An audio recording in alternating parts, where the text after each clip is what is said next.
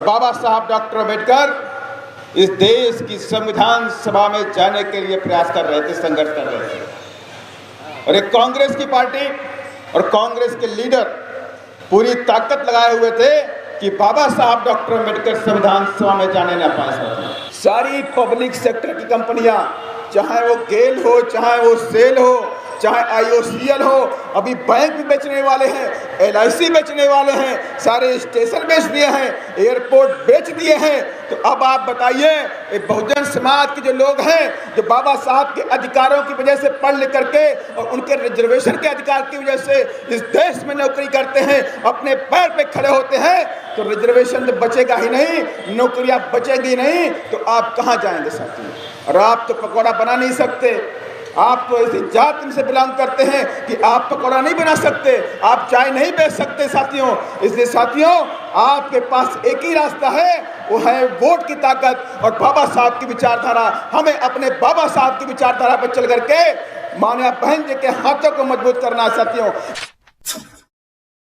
करुणा के सागर तथागत गौतम बुद्ध, सामाजिक परिवर्तन के अग्रदूत, शिक्षा के जनक महात्मा ज्योतिबा फूले, आरक्षण के जनक छत्रपति साहू जी महाराज, भारतीय संविधान के रचयिता, बौद्धशत्व, भारत रत्न परम पूज्य बाबा साहब डॉक्टर भीमराव अंबेडकर, दलितों, पिछड़ों, गरीबों और मुस्लिमों को राजनीति की मुख्य धारा में लाने वाले वामसेव DS4 बहुजन समाज पार्टी के संस्थापक माननीय श्री कांसी राम साहब एवं बहुजन समाज में जन्मे उन तमाम संतों, गुरुओं और महापुरुषों के चरणों में श्रद्धा सुमन अर्पित करते हुए बहन कुमारी मायावती जी को अपना आदर्श नेता मानते हुए, और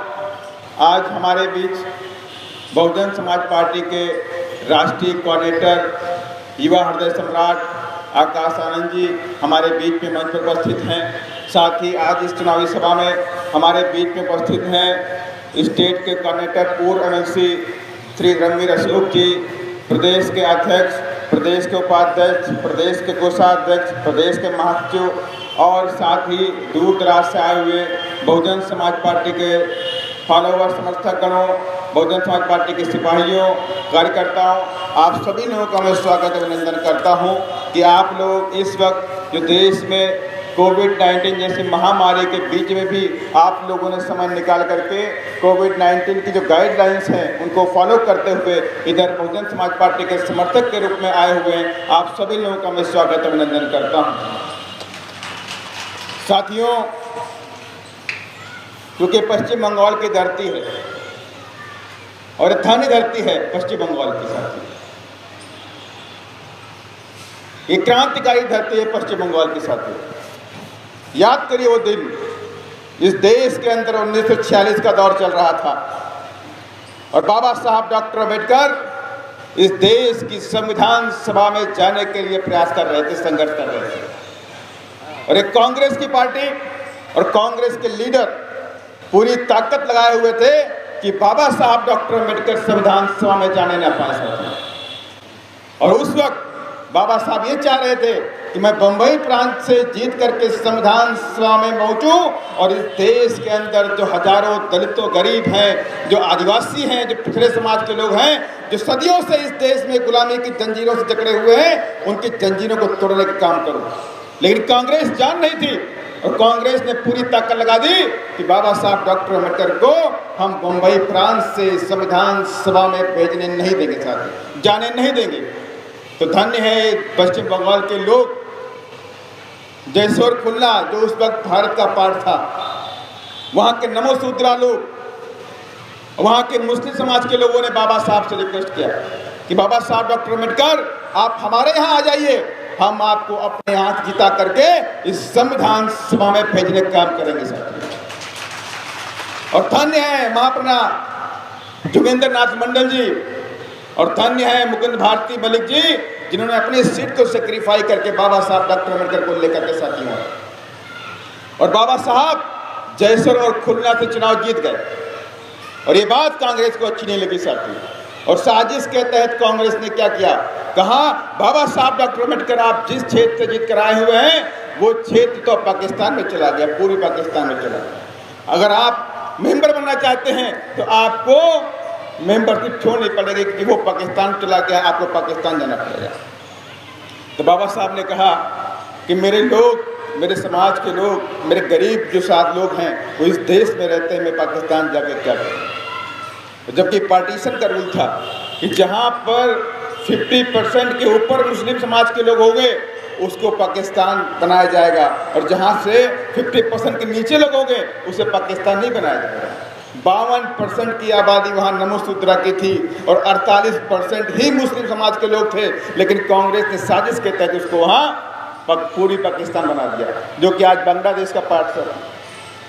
और बाबा साहब यहीं से चुनाव जीते, और उसके बाद जब कांग्रेसियों ने उसको पूरी पाकिस्तान बना दिया तो बाबा साहब ने अपने दुखद घटना को अंग्रेजों के सामने रखा कि आप तो पावर का ट्रांसफर करके चले जाओगे, अपनी पावर कांग्रेस के हाथ में देकर चले जाओगे, लेकिन उनका क्या होगा, ये करोड़ों करोड़ों दलितों, आदिवासियों, पिछड़ों को क्या होगा, जो सदियों से गुलामी के जंजीरों में जकड़े हुए हैं, इनके साथ में आप न्याय नहीं कर रहे। तो अंग्रेजों ने इस बात को समझा, बाबा साहब की बात को मान करके कांग्रेस से कहा कि जब तक आप बाबा साहब डॉक्टर अम्बेडकर को संविधान सभा में नहीं लेते हो तब तक हम आपको पावर का ट्रांसफर नहीं करने वाले साथियों। तब जा करके कांग्रेस सत्ते में आई और कांग्रेस ने अपनी एक सीट, पुणे की सीट MR जयकर की खाली करा करके बाबा साहब डॉक्टर अम्बेडकर को मजबूरी में संविधान सभा भेजने का काम किया साथियों। इसलिए मैंने कहा ये धरती जो क्रांतिकारी धरती है, और हमें ऐसा विश्वास है कि क्रांतिकारी धरती से ही बाबा साहब के सपनों को पूरा करने का बिगुल फूंका जाएगा साथियों। आप सब ने देखा है देश के अंदर जो बाबा साहब का जो सपना पूरा हुआ, उत्तर प्रदेश के अलावा किसी और प्रदेश के अंदर आज तक बाबा साहब का सपना नहीं पूरा हुआ। उत्तर प्रदेश में मानिया बहन जी ने उत्तर प्रदेश में 4 बार मुख्यमंत्री बनी, तो 4 मुख्यमंत्री बन करके बाबा साहब की विचारधारा पे चल के बाबा साहब के सपनों को पूरा किया था। लेकिन ऐसी आवश्यकता हमें हर प्रदेश के अंदर दिखाई पड़ती है कि हमारे बहुजन समाज के लोग आपको जगना होगा और जग करके बाबा साहब की विचारधारा को इस देश के अंदर लागू करना पड़ेगा साथियों, तब जा करके बात बनने वाली है साथियों। और बाबा साहब का सपना क्या है? बाबा साहब का एक ही सपना है, the capture the temple of power for your emancipation. आप इस टेम्पल ऑफ पावर पे कब्जा कर लो अपने उत्थान के लिए, और जिस दिन आपने इस टेम्पल ऑफ पावर पे कब्जा कर लिया उसी दिन आपके जीवन के सारे सुख आ जाएंगे, सारे दुख खत्म हो जाएंगे साथियों। और इसके लिए रास्ता बना दिया बाबा साहब ने, इसके रास्ते भी बनाए बाबा साहब ने। और बाबा साहब ने कहा है मेरे बच्चों इस बनाए हुए रास्ते पर चलो, आप इस देश का राजा बन जाएंगे। और रास्ते कौन से थे? बाबा साहब ने हमें उपदेश दिए हैं कि शिक्षित बनो, संघर्ष करो और संगठित रहो साथियों। एजुकेट योरसेल्फ, एजुकेट योरसेल्फ और यूनाइट योरसेल्फ, ये 3 बातें बोली बाबा साहब ने। और बाबा साहब ने हमें हथियार दिया, वोट रूपी हथियार दिया, कहा इसी वोट के जरिए आपको इस टेम्पल ऑफ पावर पे कब्जा करना है।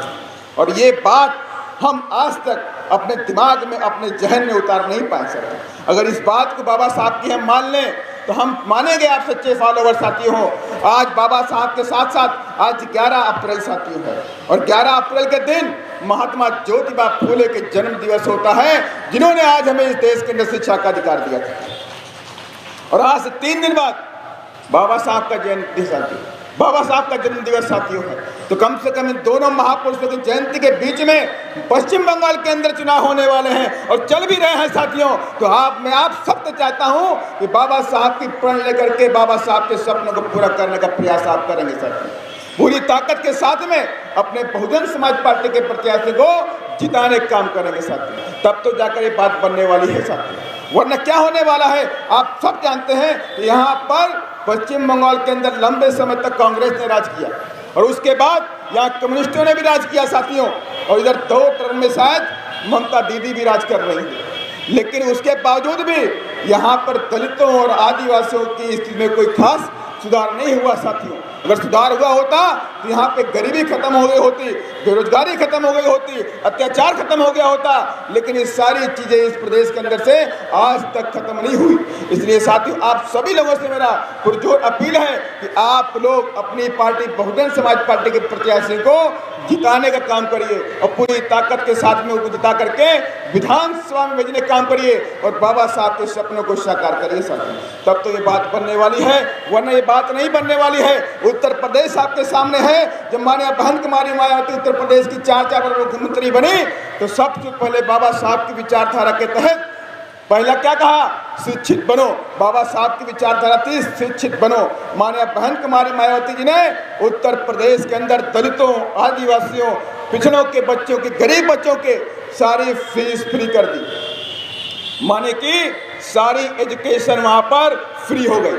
कक्षा 1 से लेकर के हायर एजुकेशन तक की पढ़ाई उत्तर प्रदेश के अंदर फ्री थी साथी। 1 पैसे फीस नहीं पड़ती साथी। चाहे कोई बच्चा MBA करे, चाहे BTech करे, चाहे MBBS करे, चाहे BEd करे, चाहे लॉ करे, सारी एजुकेशन उत्तर प्रदेश के अंदर बहन कुमारी मायावती के राज में फ्री थी साथी। 1 करोड़ नौकरियां हमारे बहन जी ने उत्तर प्रदेश में दी। 4 टर्म की गवर्नमेंट में लगभग 1 करोड़ नौकरियां उत्तर प्रदेश में दी गई। माने कि आज़ादी से लेकर के 2012 तक का जो समय था, उस समय के बीच में सारा बैकलॉग उत्तर प्रदेश में भरा गया। उत्तर प्रदेश देश का पहला राज्य बना जहां पर दलितों, आदिवासियों, पिछड़ों को नौकरियां मिली। बाकी किसी प्रदेश के अंदर आज तक वो बैकलॉग नहीं भरा गया साथियों। यही नहीं साथियों, उत्तर प्रदेश के अंदर बहन कुमारी मायावती जी ने सर्व समाज के लिए काम किया। लाखों आवास दिए। माननीय श्री कांसी राम साहब शहरी आवास योजना के तहत लाखों गरीब लोगों के लिए माननीय बहन जी ने 2 कमरे का फ्लैट बना कर दिया साथियों। 2 कमरे का फ्लैट बना के दिया। कोई जातिवादी व्यवस्था नहीं थी उत्तर प्रदेश के अंदर। सर्व समाज के लिए काम हुआ और सर्व समाज के लोगों को, गरीब लोगों को उत्तर प्रदेश में 2 कमरे का फ्लैट दिया गया, बना करके दिया गया और जिनकी कीमत 10 से 15 लाख रुपए थी साथियों। राष्ट्र इस देश के अंदर सेंटर में भी गवर्नमेंट है और पश्चिम बंगाल में भी गवर्नमेंट है। मैं दावे के साथ में कहता हूं, इतनी बड़ी योजना इस देश में कोई लागू नहीं कर पाया। सिर्फ बहन कुमारी मायावती जी ने उत्तर प्रदेश में लागू करके दिखाया साथियों। और यही नहीं साथियों, उत्तर प्रदेश में माता सावित्री बाई शिक्षा मदद योजना लागू किया।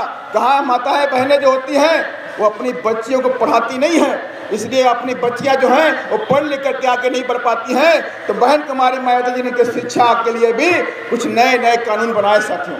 इसके लिए बहन जी ने कहा, जो बच्ची हाई स्कूल पास करेगी उसे 11,000 रुपये मिलेंगे और 1 साइकिल मिलेगी, और जब वो बच्ची इंटर पास करेगी तो उसे 15,000 रुपया और मिलेगा।